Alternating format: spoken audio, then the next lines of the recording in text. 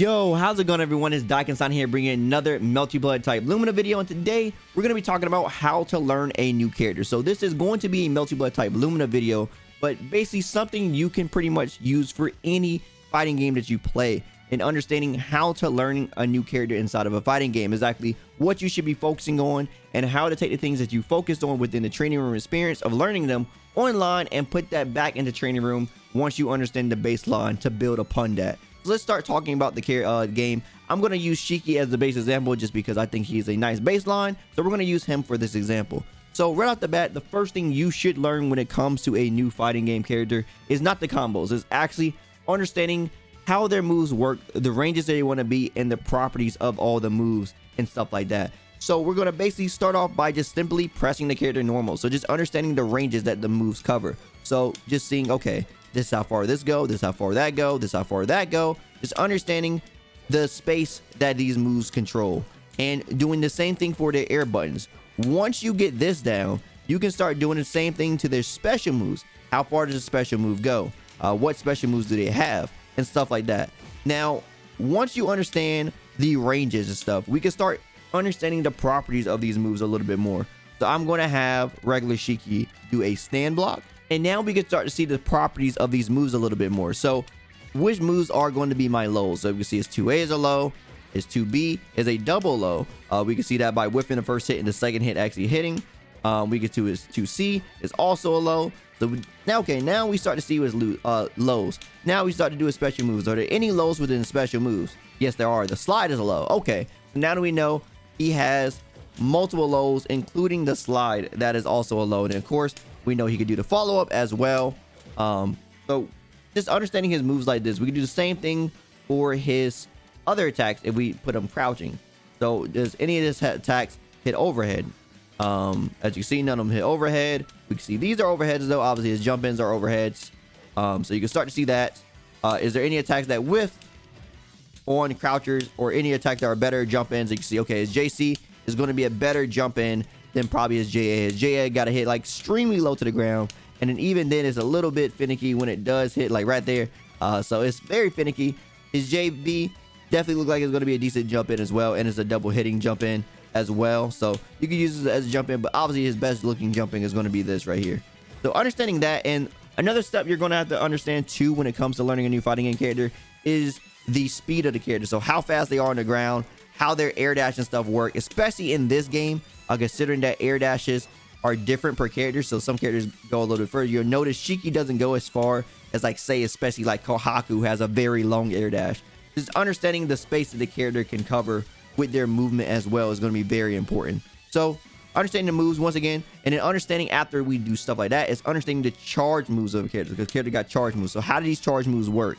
So you know, understanding the properties of these things on hit and block. So we can see this. Oh, is this an overhead? So we can test that if it's an overhead. And then we do it like this. No, it's not an overhead, because obviously he's blocking standing, and we see that. So if it's not a low or a high, we can just assume that it is indeed an unblockable, which the game will tell you that it is an unblockable. So his charge C is an unblockable. Now going into the properties of the moves on hit and stuff like that, that's something else you're going to want to do. Does this move launch them into the air? So as you can see, okay, yeah, this launches them to the air. Okay, this has a follow-up. How does this follow-up react? Can you do anything off of it? Oh, you could jump cancel it. Okay, cool. How does this charge C? Oh, it gives him a bounce rather than just doing a normal hit. So understanding the properties of your moves on hit and block is going to be very important. Now, the reason I like to have the same character on the opposite side when it comes to actually learning a character is you can start to see which moves are going to be good as far as throwing out in neutral as well, and just safe in block strings. So we say this normal right here, or the special move. Can't really punish it. It's pretty safe. I believe it's like minus, I want to say it's -4, -1 or -4. I forget exactly which one, but it's pretty safe, as you can see. He can even see if you could try to like backdash off of it. Can the person chasing my backdash? Oh, not that well, it seems like. It seems like the backdash is going to be a pretty good option, unless they read it super hard and do something else that can probably catch it. So it's like, okay, cool. He has a very good backdash that he could utilize off of this tool that seemed like it's pretty good, because we looked at this tool and it's like, oh, it gives me a bounce on hit.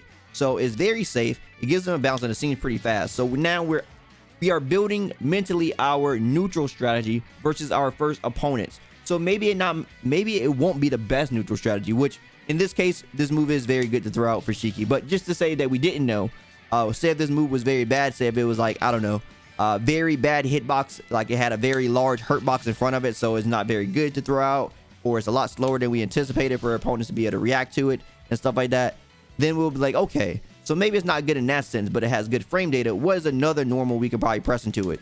So we see that, okay, his 5C goes into it, or his 2C goes into it. So then off of the matches that we potentially play in the future, we can form another new game plan for how we can utilize that tool in the situations like that. So once again, that's why we're doing this in the first place, to get a sense of the general game plan, the baseline for the character, and then we expand upon that after further testing on actual people that will try to interact with our tools differently than the things we actually expect from our hypothesis of how the tools actually work. So now that we have that, then after you understand the properties of the moves as far as like how they work on hit and block and the ranges and cover, this is when you finally want to learn combos. But before that, you actually want to understand how your character moon drive and moon skills work. So as we know, when you're inside moon drive by now, your character now gets clash frames on all their things, and the properties of things sometimes changes. So they could potentially do things that he wasn't able to do before, or some things happen automatically and stuff like that. So now we understand like his DP can now be jump canceled and stuff. So you understand these different properties of these things as well. This also has a like, as you can see, it bounces against the wall. So different things happen along with the clash frames. Now, the important thing about the clash frames is not every clash move or not every moon skill is created equal, as some doesn't have a lot of clash frames. So I'm just going to show another example just so you can see what I mean for this. So I have Kohaku here, and she doesn't really have the best moon drive moon skills, as far as some of them being not the best clashable. So we're going to take the plant for example and just showcase why this one isn't that good. So you see it has probably a few clash frames to it, but not many. As you see, you can hit her out pretty easily when it comes to that.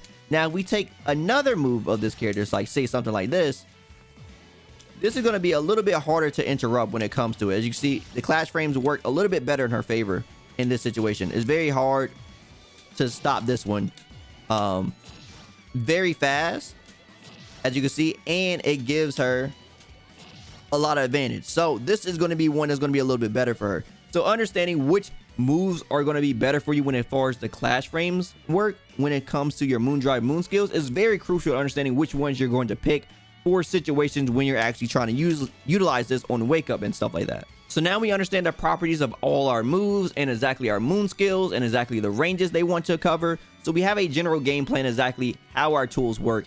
Now we want to understand exactly how to hit our opponent. So now we understand now the properties, like I said, so we understand which moves are overheads and stuff like that. But we want to formulate a sort of a game plan of something we want to go into matches with when we're actually trying to get our opponents hit with our stuff. So we want to pretty much see exactly, okay, what is going to be some good frame traps. And once again, this is another good reason to have the same character on the opposite side. So I can record some block strings here and see what's going to be good. So I was like, okay, is this a frame trap? Is this a good frame trap? And you can see he could sort of match that. So I'm trying to get in here. Okay, that one was a better frame trap. So off the 5C, this is going to be a better frame trap, and it's going to allow me to get a combo because we know it bounces and we've seen that it has combo potentiality. So it's like, okay, so now we have a block string that we can utilize in matches to stop our opponents from trying to mash. Now let's look at his reverse beats. So we could do stuff like this. Okay, how's the range of this? Is this a good range? Can we get back in? Yes. Okay, so we can sort of reverse beat from stuff like this and then go into the frame traps that we talked about earlier. Okay, cool. So now we have some reverse beat game plan and stuff like that. What if the opponent wants to try to jump out of our pressure? Do we have anything to stop that? So once again, we can test this with the dummy here, and we can see, okay, so I can whiff things like this, and if they see that I whiffed it and they don't jump in time, this can potentially catch them with like that. Or we can try to like put up blockables inside the setup, inside of our pressure and stuff like that, to try to catch our opponent off guard. Or we could try to re-jump back in based on when we actually do the actual reverse beat. We could try to jump back in on our opponent as such. So we have a bit of a game plan now that we focus on a couple of block strings. And this is something you can like just sort of play around with when it comes to the block strings of the character that you're working on. So just play around with a couple of block strings, see exactly how you can try to frame trap your opponent or keep your stuff safe, what's safe to end on, what's going to give you a combo and stuff like that. And to see the actual game plans of things that you can do. So now that we have something like that at our disposal, and we understand that our opponents can get tripped up by, like, say this low right here, or we can do this, the frame trap. We have a couple of different things at our disposal. So now that we have that, we can finally start working on a couple of combos. Now, when it comes to combos, there's a few baselines that I like to do. I like to have a mid-screen combo. I like to have a corner combo. And if your character has one, a throw combo can also be good. And this game doesn't have very strong anti-airs. You can use 3C, but mainly I say an air-to-air combo in this game in particular. But the other baseline for any other game would probably be an anti-air combo. But in this game, an air-to-air combo is what we're going to be basing ours on. So understanding exactly what your characters can do in that line. So, you know, just get something very simple. You don't have to be the most optimal thing in the world. So, you know, if your combo has to be something like this, just get something basic. So say if you're not like a very fighting game savvy player and you don't know like how to do the strongest combos, the most important thing is that you get something that is consistent and that you can get a knockdown from. So once you get something like that, that is the baseline that you want to have. Something that you can do consistently online with relatively ease, and that you will be able to knock down your opponent to where you can start getting some type of pressure after you knock them down. So that is something that I'm going to do inside the mid-screen. And some characters don't really have any difference when it comes to their corner combos. I really don't have anything different for Shiki. So, you know, if the same thing is what you're going to be using inside the corner, then just do the same thing if they don't really have a tool that they'll only use in the corner. Some characters have some tools that like work to where they're getting wall bounces and stuff outside of the corner. So those would be like some characters, like I know like Noelle is like that, with her like 6C kick that like wall bounces and stuff, and there's some other characters and stuff like that. But if your character doesn't have anything like that, then just use the same thing for your corner combo as your mid-screen combo. That just makes things easier for you. So like we said in this game, you want to see if your character have any special abilities inside of the air, because some characters can get a little bit more than others. For example, Shiki here has a charge JC. Now, as we know, this actually does give a ground bounce even when the opponent is on the ground. So we can try to see if we can utilize that to try to get more out of our opponent. So of course, we could check the air with something like this and then just end the combo like that. So we can just do something like that, but we can see if we can get more. And once again, if this is harder for you, then just doing something like this is fine enough, right? You know, as long as you get something from it, then it's okay. But just understanding that your character has the potentiality of this later will be nice for you to know. So I'll be like, okay, can I knock them back down to the ground from something like this?